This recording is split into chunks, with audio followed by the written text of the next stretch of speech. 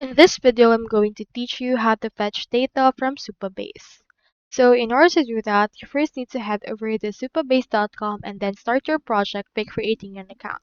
You can click onto this button right here in order to start your project, or you can also request a demo for Supabase right there in order to hop on a call with the specialist.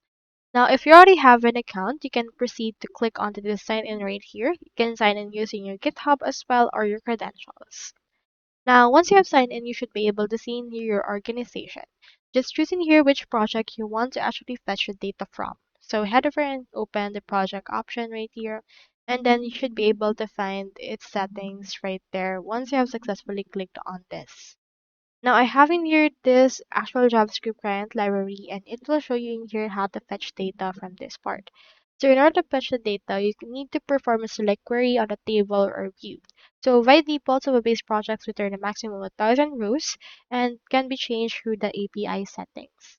So it's recommended that you keep a low limit. So you just head over and select combine with filters.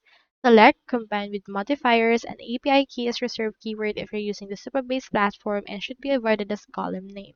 So in here you can see that you can get your data using this option right here. You can find in here your data source and creating table, and in here you can see the response code.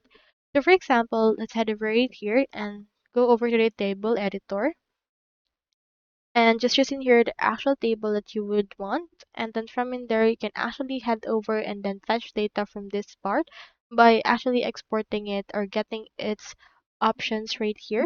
You can see that you can refresh this if you would want, and then you can just export the data that will generate through this part right there. So from in there you can actually do a lot of things with this as well. So that's all there is today, and I hope this video helped you out.